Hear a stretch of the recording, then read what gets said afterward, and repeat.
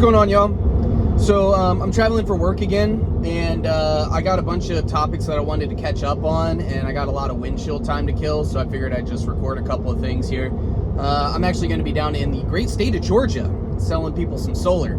So shameless plug, if you live in Georgia, specifically in the Augusta area, hit me up and I'll hook you up with some cheap energy. Anyway, so I wanted to talk about this Jack Smith testimony that dropped over New Year's.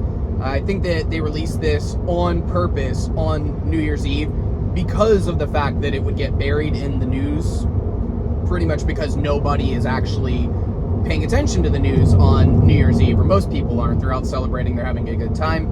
And the news cycle moves so quickly that it gets glossed over really easily. But he did a very, very long testimony, and this is just him saying outright, yeah, we definitely had more than enough evidence to convict Trump. Here's him saying that. Our investigation developed proof beyond a reasonable doubt that President Trump engaged in a criminal scheme to overturn the results of the 2020 election and to prevent the lawful transfer of power. Our investigation also developed powerful evidence that showed that President Trump willfully retained highly classified documents after he left office in January of 2021, storing them at his social club, including in a ballroom and a bathroom. He then repeatedly tried to obstruct justice to conceal his continued retention of those documents. I made my decisions in the investigation without regard to President Trump's political association, activities, beliefs, or candidacy in the 2024 presidential election. We took our actions based on the facts and the law, the very lessons I learned early in my career as a prosecutor. We followed Justice Department policies and observed legal requirements. The timing and speed of our work reflects the strength of the evidence and our confidence that we would have secured convictions at trial.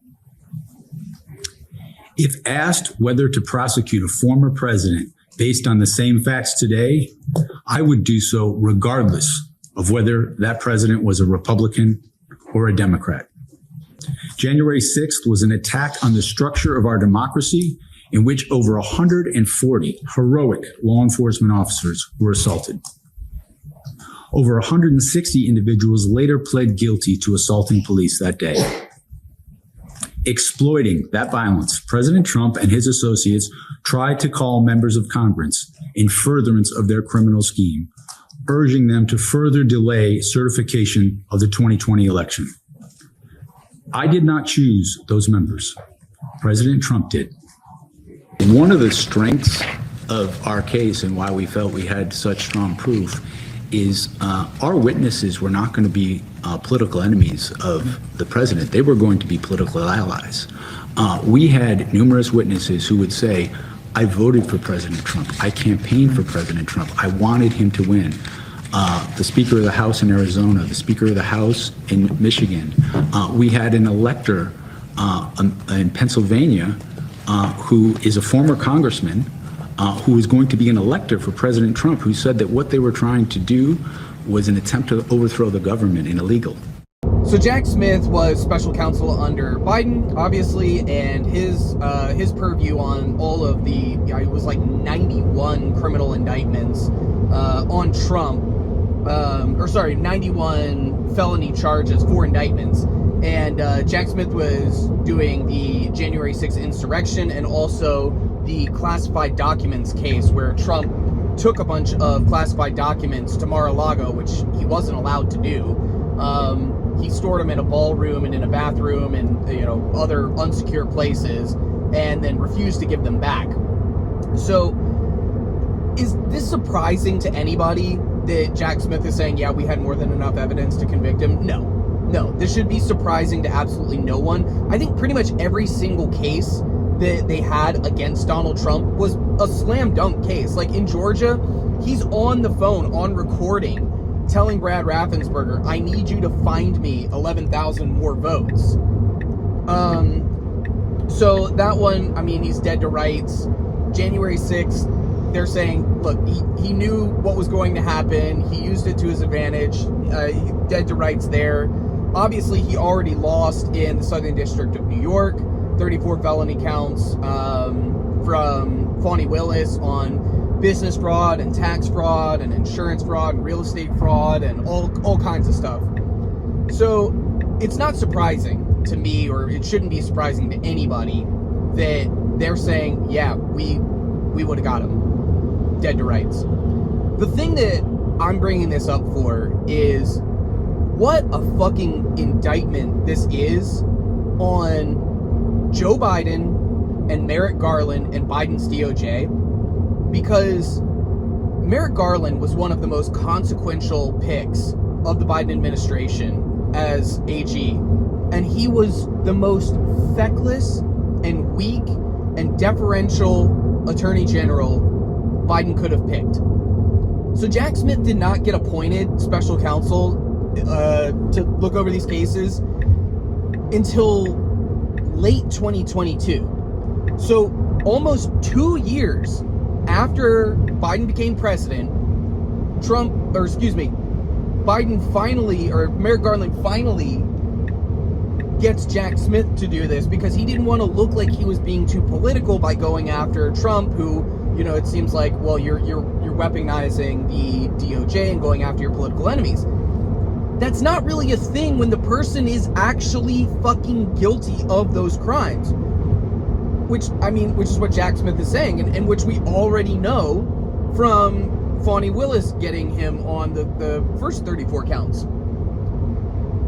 But the thing that makes me so upset is that if somebody like Jack Smith had been appointed way, way, way earlier, and they hadn't fucking sat around and twiddled their balls for 2 years not doing anything, they would have had a better chance of actually getting Trump.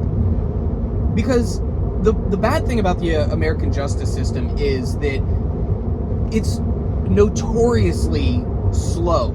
And the Trump administration, well, Trump's not administration, but like Trump's people just did what everybody would have done, which is delay and delay and delay. And they just kept pushing out the court dates and all this stuff. And of course, when Trump was president the first time, he appointed a whole lot of federal judges who either, punted, or they said, all right, we're going to reschedule a court date 9 months from now. So like they just kept dragging it out until he ran out the clock. But like I said, what a fucking indictment that is of Merrick Garland and Biden's DOJ, that like if they had moved faster, there's a very good shot that Trump would have been convicted on all 4 indictments and all 91 felony charges, or whatever it was at the end of the day.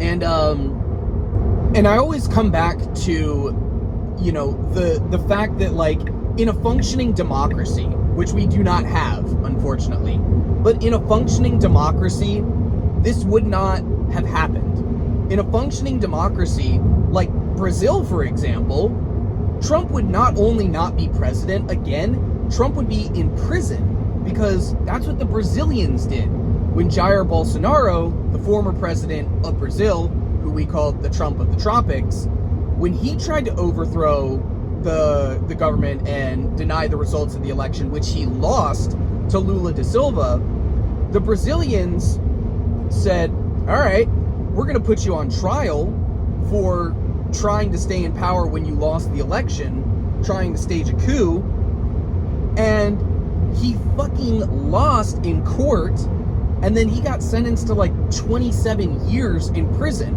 That's what a functioning democracy would do.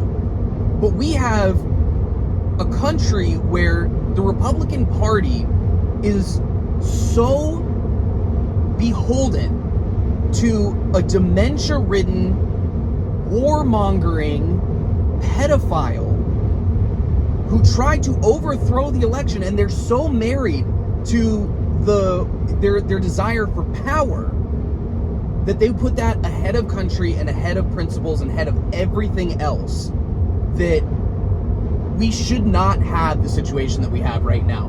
And again, I blame Biden, I blame Merrick Garland, I blame the fact that our judicial system moves way, way, way too slow. But god damn it. And it's just one more thing that, like, if the country functioned in the way that it should, we wouldn't be dealing with the problems that we have right now. We wouldn't have Trump bombing Venezuela. We wouldn't have Trump hiding the Epstein files. We wouldn't have all of this other stuff. But yeah, like I said, I just wanted to talk about that because, it was news that got kind of buried. I didn't hear too many people talking about it, but everyone should know that, if we'd gotten to him sooner, Trump would be in prison. Anyway, thanks for checking me out. Like and subscribe. I'll catch you in the next one. Peace.